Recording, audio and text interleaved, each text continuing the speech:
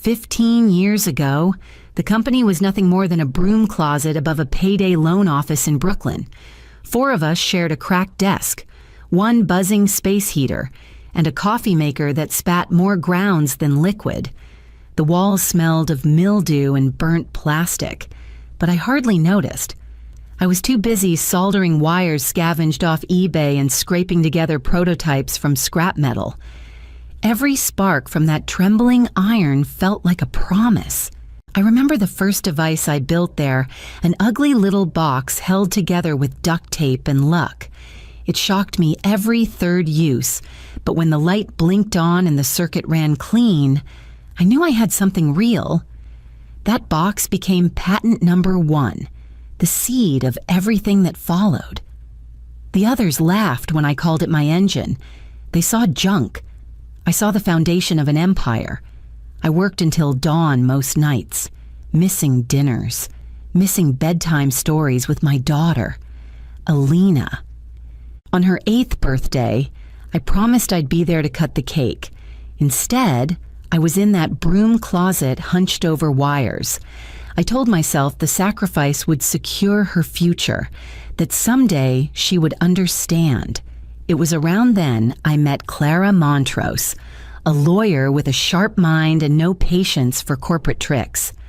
I paid her out of my own pocket to review my contract. She leaned across a Chip diner booth, pushing her glasses down her nose as she tapped a clause with her pen.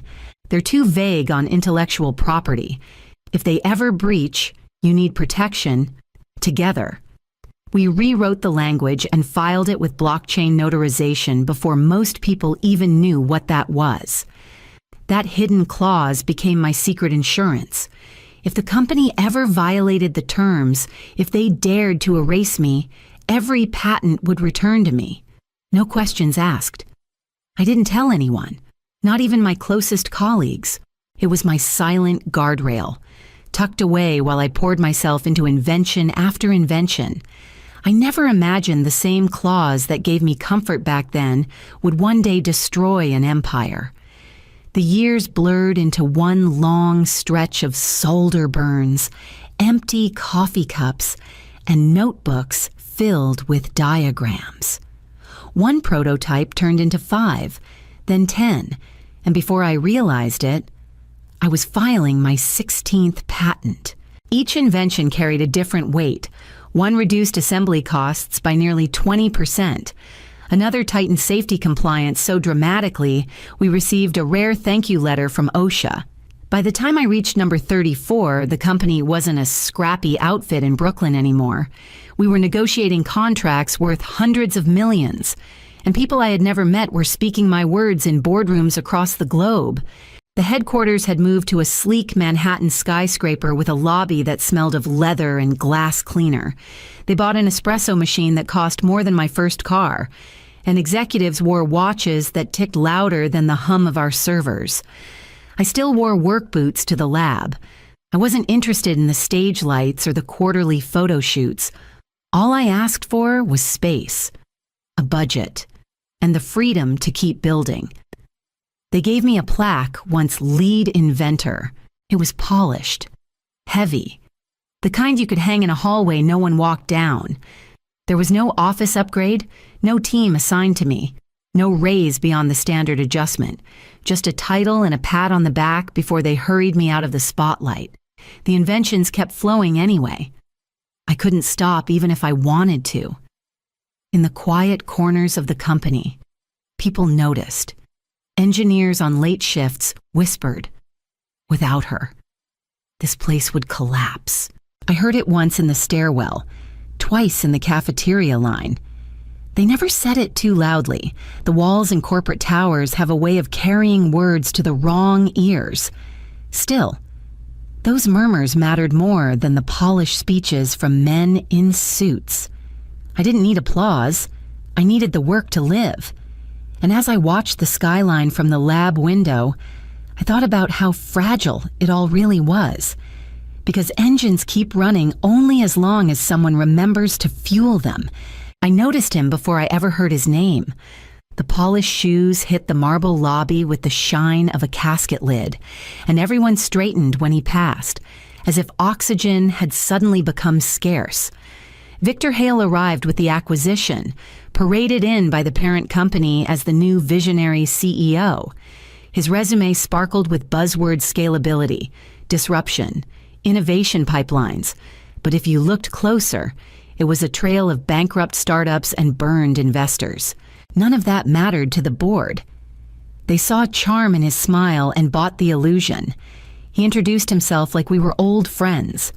"Call me Victor," he said, extending a hand as though a first-name policy could erase 15 years of scars on my palms. I shook it, already feeling the grease. Within weeks, changes began to ripple. Meetings I had always attended disappeared from my calendar. Budget reviews went on without me. Strategy sessions happened behind closed doors where my badge didn't grant access anymore. Then came the cuts. My lab budget was halved with a single-line item labeled reallocation for marketing initiatives. 2 of my best engineers were reassigned to something called an innovation pod led by a man who couldn't explain torque without Google.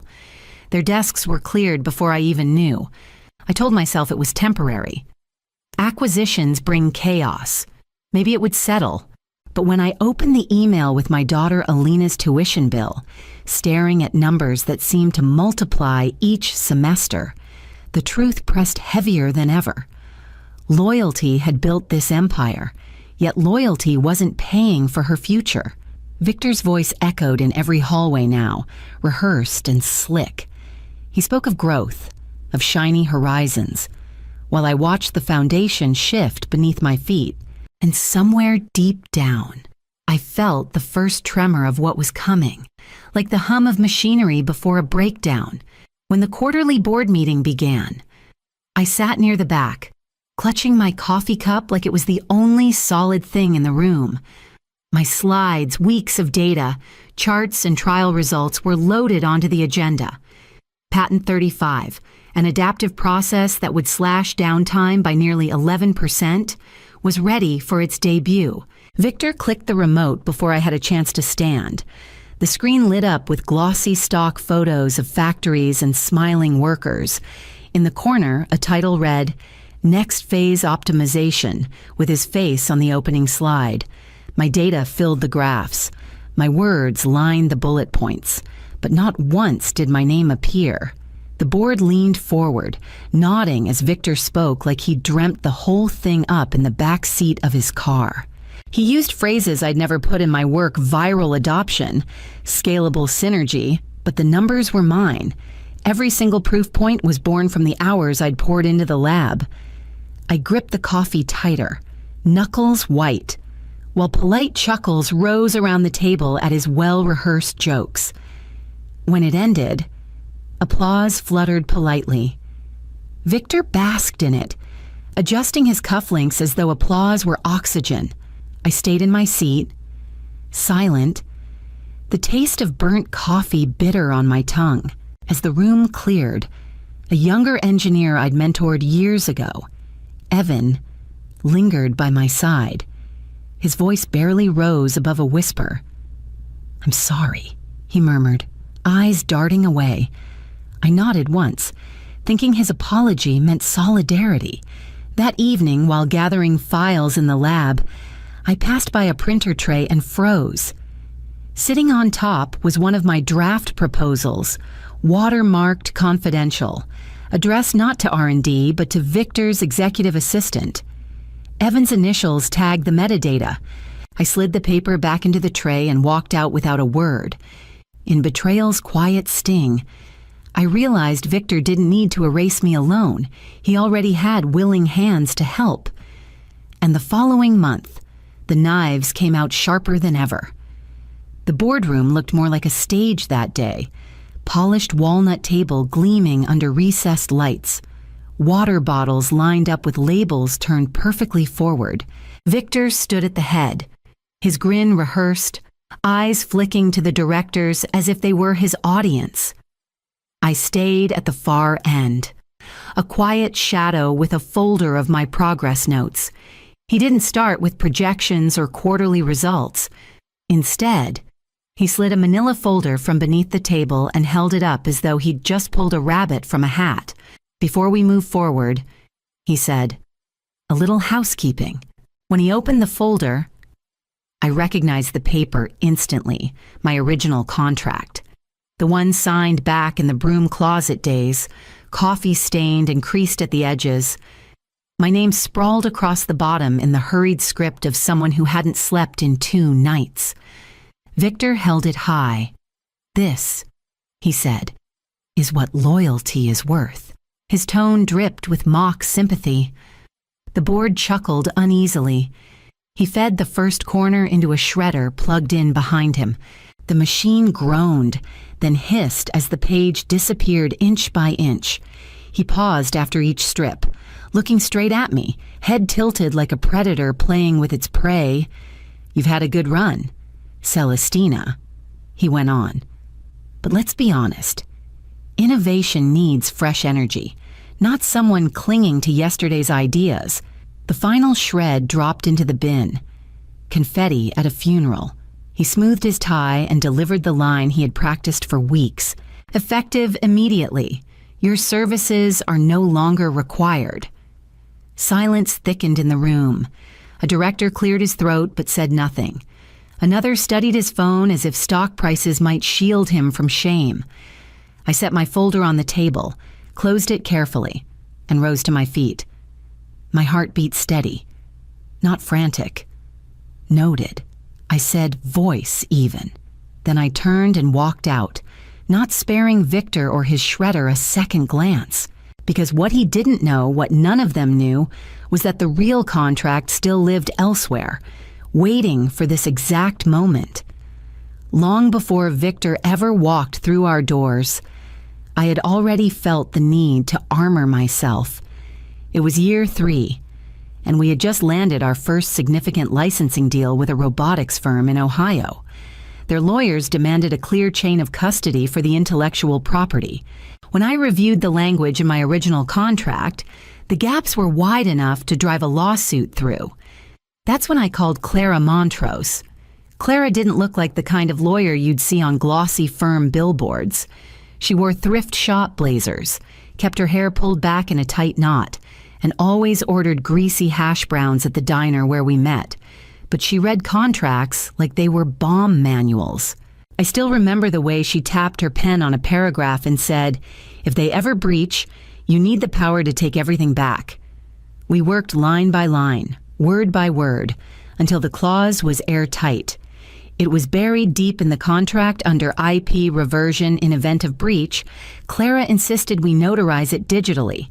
One of the first systems to use blockchain timestamping, immutable geo-locked, replicated across 3 servers and an offline drive in a fireproof safe. I paid her out of my own pocket. No one in the company ever knew. That was the point. Years passed, and I barely thought of it, until the shredder word behind Victor and my contract turned to confetti. On the surface, it looked like humiliation. In reality, it was the trigger. By shredding the document and firing me without due process, Victor had walked straight into breach. That night, I sat in my apartment staring at the city lights, phone heavy in my hand. When Clara picked up, I barely got the words out. "They fired me. Publicly." He shredded the contract. On the other end, I heard her sip coffee, calm as ever. Then came her dry, deliberate reply. "Then it's time we open the vault." And with those words, the war quietly began. Clara moved faster than anyone inside that building of glass and marble ever could. By the next morning, she had filed the breach notice with time-stamped blockchain verification and a full list of every patent attached to my name. She sent it to the company's internal legal team first, a courtesy that felt more like a warning shot. Within hours, the silence from their side was telling. No bluster, no threats, just nervous requests for clarification and time to review. I could picture the panic blooming across their 13th floor offices, lawyers sweating into their tailored suits as they realized the trap Victor had sprung on them. Then came the first ripple. A German manufacturing partner reached out not to the company, but directly to me. The email was short and clinical, asking for compliance certification tied to Patent 26. Without my signature, their production line couldn't move forward. I let the message sit in my inbox, the weight of their dependence humming in every word. By afternoon, another partner threatened to pull a quarterly order if ownership wasn't confirmed. The machine that had grown too big to fail was suddenly choking on its own contracts, and I was the only one holding the oxygen mask. Meanwhile, my phone began to buzz with unfamiliar numbers. A private equity firm in Boston left a voicemail, eager to discuss exclusive IP acquisition. A rival automation company I hadn't spoken to in years sent an invitation to lunch, promising a figure that started with 7 zeros. Even a Silicon Valley startup I'd once dismissed as reckless now dangled stock options and an open checkbook. I didn't respond. Not yet. I wanted them all to feel it, the sudden shift of gravity. The empire Victor believed he commanded no longer moved at his pace, it moved at mine. And for the first time in 15 years, I wasn't chasing deadlines. I was watching them scramble, one glass tower at a time, while I stood perfectly still. It didn't take long for Victor to crawl out from behind his boardroom shield. One evening, my phone buzzed with a blocked number. His voice came slick through the line, but thinner than I remembered. "Celestina, let's be reasonable," he began. "We can put this unpleasantness behind us. 2 million wired immediately, plus benefits for transition. All we ask is your signature on a non-disclosure. No need for this to get messy." I let him talk, every word dripping with the desperation he thought he was hiding. When he finally stopped, I said quietly, "You didn't just take my work, Victor. You tried to erase me, and I don't settle for silence." Then I hung up. Later that night, I sat at the kitchen table, Alina's tuition invoice still open beside my laptop.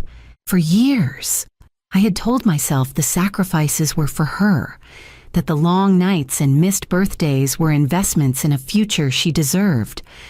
Now I wondered if she would see me as strong, or as someone who had allowed herself to be used. When she came in from studying, she found me staring at the numbers. She put a hand on my shoulder and asked what was wrong. For once, I told her the truth, not the polished version, but the whole story. I told her about the contract, the clause, and Victor's offer to buy my silence. Her eyes didn't flinch. "Mom," she said, steady as stone, "you fought for everyone else your whole life. For once, fight for yourself." Her words landed harder than any legal threat. I realized the war I was waging wasn't just against Victor or the company. It was against the part of me that had been conditioned to accept scraps in exchange for loyalty. So I closed the laptop, pushed the invoice aside, and picked up the phone not to call Victor back, but to tell Clara we were moving forward, full throttle. The time for being reasonable had ended. The boardroom hadn't changed since the day Victor fed my contract to the shredder. The same polished walnut table stretched across the glass walls, the same leather chairs sat in neat rows, and the same men and women avoided eye contact when I walked in. The only difference was that this time, I wasn't a guest. I was the storm they had tried to ignore. I placed a leather folio on the table and opened it slowly. 2 documents slid forward. The first was a licensing agreement written on my terms, $7 million upfront, 25% of net profits, renewable every 5 years. The second was a statement of intent to transfer my entire patent portfolio to competitors' names they had spent the last decade trying to outmaneuver. The room went still. The CFO adjusted her glasses, scanning the first page as if she might find a loophole written in invisible ink. One of the directors cleared his throat, but his voice broke before any words formed. Victor leaned back in his chair, trying to summon the swagger that once fooled them all. This is extortion. He spat. I met his gaze, my voice colder than the glass walls surrounding us. No, this is leasing what you never owned. The words landed heavier than any threat. Even the directors who had chuckled during my dismissal stared at the documents as if they were live wires. They knew what was at stake. Every production line, every contract, every share price balanced on the signatures in front of them. For once, Victor had nothing to add. His jaw worked as if grinding stone, but the bravado was gone. Silence wrapped the room until one of the quieter legal advisors finally reached forward. Pulling the licensing agreement toward himself with trembling hands, I closed the folio, slid it back under my arm, and left without another word. Behind me, I heard the low murmur of arguments breaking out, the sound of an empire realizing it had no cards left to play. It took them 47 minutes behind closed doors to decide how much pride they were willing to sacrifice. When the door opened, a paralegal entered, hands shaking as she slid the signed licensing agreement across the table. All pages initialed, ink still drying. A wire confirmation slip was stapled to the back. $7 million same-day transfer, and 25% of net profits for every product tied to my 34 patents. I didn't smile. I didn't thank them. I simply gathered the papers, slipped them into my folio, and walked out. The glass towers of Manhattan loomed around me, their reflections fractured in the crisp autumn air. For the first time in years, I felt lighter, not because I had won, but because I no longer belonged to their world of smoke and mirrors. That night, I didn't shop for luxury cars or book a vacation. I drove north, past the city lights, to the quiet town where I'd first raised my daughter. In a rented office above a bakery, I met with Clara. Together, we drafted the charter for the Varela Foundation for Women in Engineering. The goal was simple scholarships, mentorship, and a network strong enough that no young inventor would ever have to hide their own name behind someone else's ambition. Weeks later, I watched the first group of scholarship recipients open their acceptance letters. Their faces lit up with the same spark I once felt in that broom closet office, soldering wires with burned fingers. Only this time, their futures wouldn't be determined by the whims of a boardroom.